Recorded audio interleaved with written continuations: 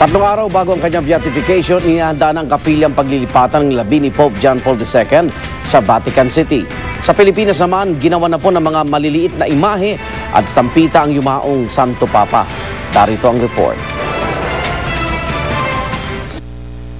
Puspusan na ang paghahanda sa kapilya ng San Sebastian sa loob ng Vatican Basilica, kung saan ililipat ang labi ni Pope John Paul II mula sa dati niyang pinaglalagakan sa ilalim ng Basilica.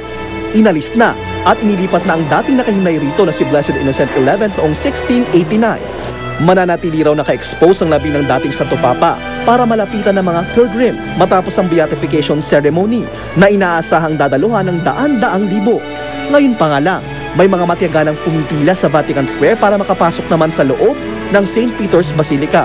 Sa Circo Massimo sa kalapit na Roma, Italia naman, ay magkakaroon na ng Vigil Mass sa Abril at 30, habang Thanksgiving Mass naman ang magaganap alas 10 ng umaga sa St. Peter's Square sa Lunes, isang araw matapos ang beatification.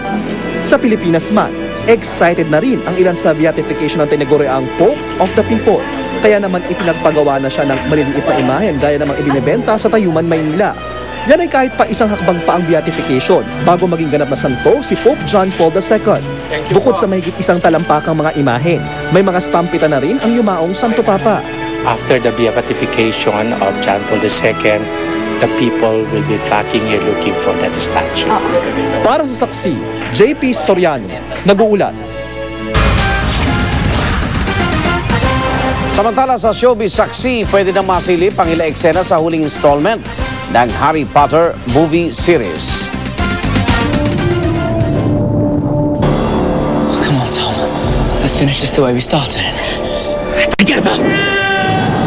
Trailer ng Harry Potter and the Deathly Hallows Part 2 masusulyapan ang maaksyon at madugong pag-ipagtos ni Harry Potter sa kanyang kalaban na si Lord Voldemort. Kaagapay pa rin ni Harry mga kaibigan niya sina Ron at Hermione at ang kanilang mga kaalyansa. Ipalalabas na ang pelikula sa darating na buwan ng Hulyo. Saksiyan sa aming pagbabalik. Pilipina na naging yaya ni na Prince William at Harry, excited na po sa pagdalo sa kasal ng kanyang dating alaga.